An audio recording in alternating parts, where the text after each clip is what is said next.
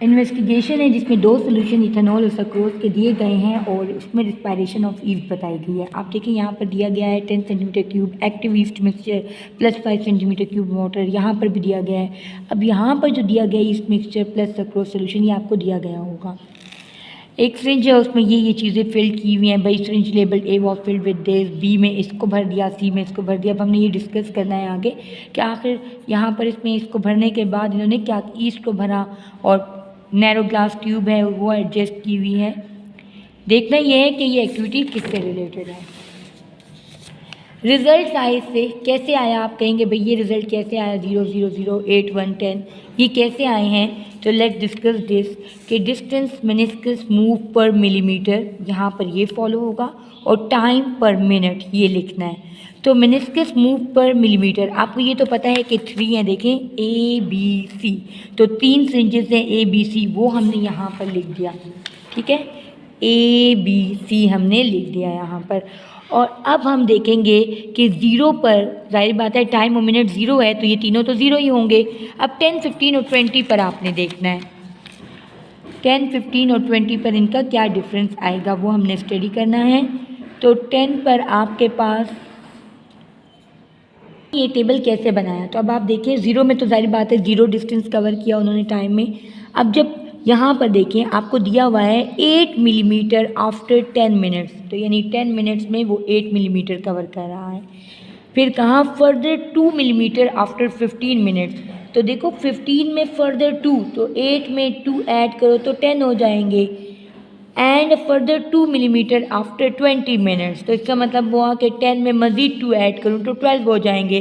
तो इस तरह हर मतलब 15 मिनट में उसने फर्दर 2 क्रॉस किए, 20 में उसने फर्दर मज़ीद उसके बाद 2 क्रॉस किए, तो 2 ऐड होते गए। अब हम आते हैं टेस्ट ट्यूब बी की तरफ। इसमें 1 millimetre after 10 minutes did not move any further between 10 and 15, 10 और 15 में उसने फिर दोबारा मूव नहीं किया, और 1 मिलीमीटर मज़ीद मूव किया आफ्टर 20 मिनट्स। तो मतलब यहाँ से यहाँ आने में उसने मूव नहीं किया, उन्होंने लिखा हुआ है तो 1 ही रहेगा। लेकिन जब वो 20 में आया तो कहते हैं मज़ीद 1 मिनट, तो 1 ऐड कर दो इस 1 में तो 2 हो जाता है। तो 2 मिनट 20 मिनट्स में उसने 2 मिनिस्कस जो हैं वो मूव किए, 2 टाइम्स मूव हुआ वो आगे, ठीक है, because it will be move further about 1 millimetre after 20 minutes, तो 1 ऐड कर दिया इसमें मिनिस्कस के मूवमेंट में। अब थर्ड सी जो है हमारे पास, वो अगर आप देखें तो उसमें उन्होंने दिया हुआ है 10 मिलीमीटर आफ्टर 10 मिनट्स, तो 10 लिख दिया आपने। Move to 15 millimetre after 15 minutes, 15 लिख दिया। 15 मिनट्स अब इसने टोटल बता दिया ना, सिर्फ 10 नहीं बताया। देखो इसने 15 मिनट्स बता दिया टोटल कि 15 उसने मूव किया है। Move to 15 millimetre after 15 minutes, 10 minutes नहीं कहा, मतलब इसने इसको प्रूव किया है। एंड 22 मिलीमीटर आफ्टर 20 मिनट्स, तो यहाँ पर इसने आपको तीनों रीडिंग्स दी हैं। 10 में इतना करता है, ये नहीं कहा, इससे आगे का वर्ड यूज़ नहीं किया, फर्दर का वर्ड नहीं यूज़ किया, डायरेक्ट कहा है move to and 15 minutes and 22, जबकि यहाँ पर कह रहे थे फर्दर बिटवीन, यहाँ पर फर्दर का वर्ड यूज़ किया था इसलिए 2 ऐड कर रहे थे 1 1, यहाँ पर फर्दर का वर्ड यूज़ नहीं हुआ, डायरेक्टली जो रीडिंग्स दी हैं वो आपने लिख दी। अब आपने यहाँ पर टेबल को कंप्लीट करना है। Ethanol on the movement of meniscus in test tube and suggest an explanation, क्या आप बताएं, डिस्क्राइब करें कि इफेक्ट ऑफ इथेनॉल क्या आ रहा है, इथेनॉल की वजह से मूवमेंट ऑफ मेनिस्कस में क्या फ़र्क पड़ रहा है ट्यूब बी में। तो अगर आप ट्यूब बी को देखें तो वो आपको कह रहे हैं कि आप ट्यूब बी में आपके पास मेनिस्कस की वजह से क्या फ़र्क पड़ेगा, मेनिस्कस स्लोअर हो जाएगा। क्यों? इथेनॉल ईस्ट को किल करता है और रिस्पायरेशन नहीं होने देता, कार्बन डाइऑक्साइड जो होगा वो नहीं रिलीज होगा, तो मेनिस्कस को मूव नहीं करना, वो स्लोली मूव करेगा। रीज़न ये होगा, क्यों रीज़न, क्या रीज़न है, because ethanol kill the yeast, as a result the yeast will no respiration of carbon dioxide, there will be no meniscus moved and the meniscus movement will be slow. Describe the effect of sucrose solution on the movement of the meniscus in tube C and suggest an explanation. तो कहते हैं अगर आप describe the effect of sucrose solution on the movement of meniscus in tube C and suggest an explanation for this effect। तो कहते हैं effect of sucrose solution क्या हो रहा है, मेनिस्कस कितना मूव करेगा और उसका इफेक्ट बताएं। तो कहते हैं मूवमेंट फास्टेस्ट होगी। क्यों? क्योंकि देखें आपने अभी पढ़ा है कि सक्रोज है, सक्रोज सोल्यूशन है ना, तो जितना ज़्यादा सक्रोज होगा यानी उतने ज़्यादा कार्बोहाइड्रेट्स हैं, तो ईस्ट के लिए वो वर्क कर सकेंगे, हायर रेट ऑफ रिस्पायरेशन हो सकेगी। कार्बोहाइड्रेट की वजह से रिस्पायरेशन रेट हाई होगा ईस्ट के पास, तो यहाँ पर रिस्पायरेशन रेट हाई होने की वजह से मूवमेंट ऑफ मेनिस्कस जो है वो भी क्विक होगी। तो more carbohydrate for the yeast to work on this and that higher rate of respiration will be occur. Why syringe A was included in this investigation, कहते हैं सिरिंज ए को क्यों इंक्लूड किया गया इस इन्वेस्टिगेशन में, क्योंकि इसको कंट्रोल समझा जा रहा है। Use to compare the result of ethanol and sucrose, गौर से देखें, इसको हमारे पास ए को कंट्रोल समझा गया है। और फिर आपने वाटर कंट्रोल है ना, फिर इसमें आपने इथेनॉल डाल दिया वाटर की जगह और इसमें आपने सक्रोज सोल्यूशन डाल दिया वाटर की जगह। तो वाटर के साथ इन दोनों का कंपैरिजन किया गया कि वही ईस्ट मिक्सचर आपने तीनों सेम अमाउंट में लिए हैं, लेकिन यहाँ पर वाटर, इथेनॉल और सक्रोज सोल्यूशन है, तो तीनों का कंपैरिजन क्या आएगा।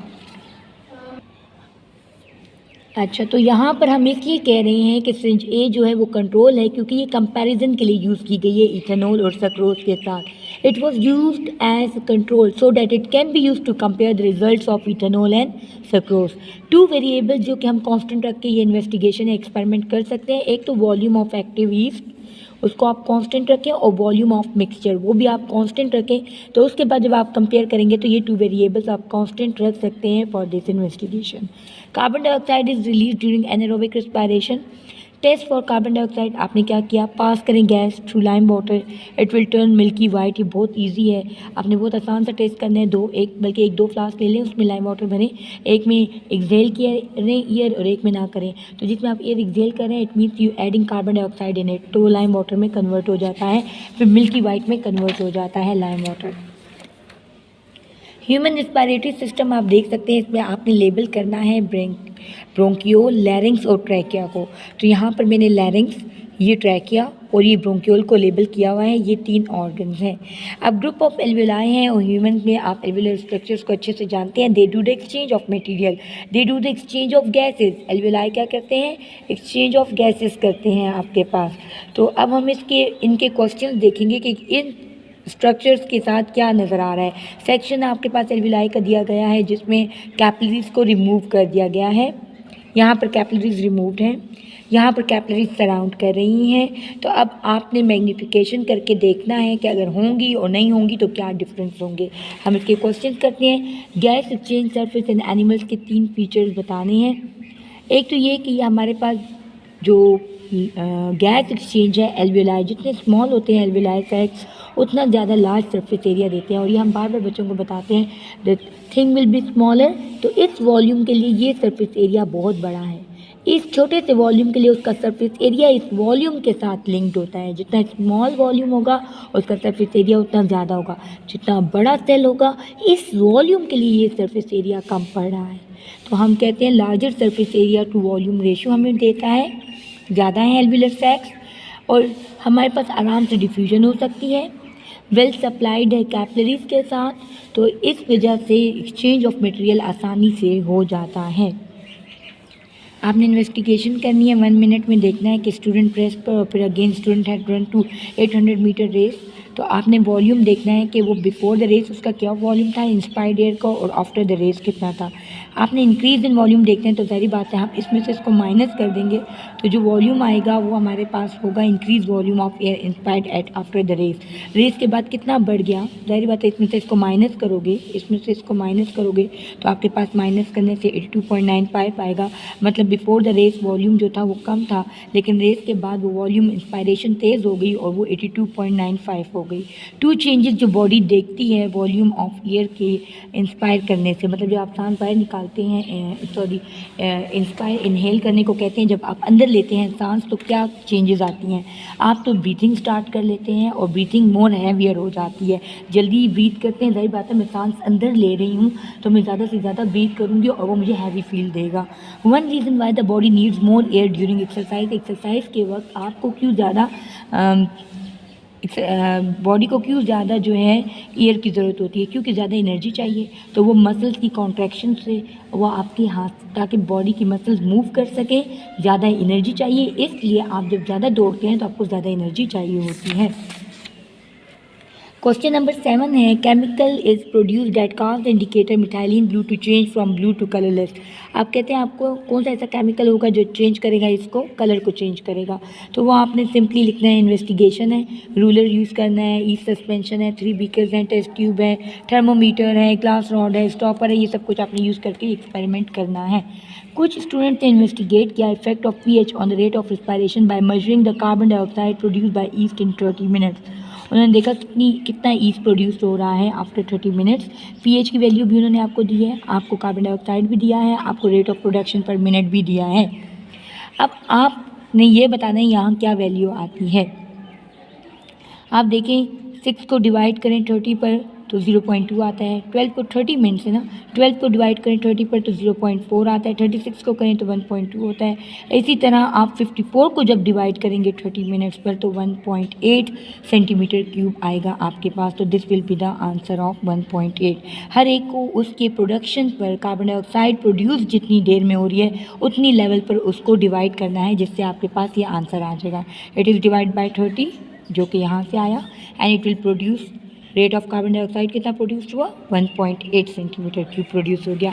अभी डेटा आपको मिल गया है, यहाँ पर रेट ऑफ कार्बन डाइऑक्साइड भी मिल गया है और वॉल्यूम भी मिल गया है, पीएच भी मिल गया है। आप इस बात का ध्यान रखेंगे कि आपने पीएच और आपने रेट ऑफ कार्बन डाइऑक्साइड का क्या बनाना है, ग्राफ बनाना है। आपने इन दोनों का नहीं बनाना, वॉल्यूम का, कितनी प्रोड्यूस हुई है उसका और किस पीएच पर प्रोड्यूस हुई है उसका। तो एक्स एक्सिस पर आपने ये वैल्यू ले लेनी है, एक्स एक्सिस पर आपने पीएच ले लेना है और वाई एक्सिस पर आपने rate of carbon dioxide production ले लेनी है। और फिर आपने इसका ये देखें इस तरह ग्राफ ड्रा करना है। यहाँ पर जो है आपने 0 से स्टार्ट लिया और 0.5 तक स्केल लेना है, फिर 1, 1.5, 2 और 2.5 ये आपने स्केल यहाँ पर ले लिया। इसी तरह पीएच का स्केल सेट करना है और ग्राफ इस रीडिंग्स लेकर इसमें पुट कर देनी है। तो ये आपके पास इसका ग्राफ बन जाएगा। Describe and explain the trend shown by the results in the graph you have drawn। तो pH इंक्रीज़ हो रहा है, वॉल्यूम इंक्रीज़ हो रहा है। pH 5 है तो वॉल्यूम 0.5 है, pH 6 है तो वॉल्यूम भी इंक्रीज़ हुआ है, एंड इसी तरह इंक्रीज़ होता जाता है। तो इसका मतलब है enzyme has more active site at pH 8। जब हम pH 8 पर पहुँचे हैं तो देखें इसके पास सबसे ज़्यादा एंजाइमेटिक एक्टिविटी है, एक्टिव साइट्स हैं टू परफॉर्म द एक्शन। तो ये हमारे पास इस रिजल्ट को शो करेगा कि pH इंक्रीज़ करेंगे तो वॉल्यूम इंक्रीज़ होगा, pH 5 होगा तो वॉल्यूम 0.5 है, pH 6 है, वॉल्यूम इंक्रीज़ हो रहा है और होता जा रहा है। तो it enzymes at most active at the pH 8, ये हमारे पास शो कर रहा है सबसे ज़्यादा एंजाइम्स इस पर एक्टिव हैं।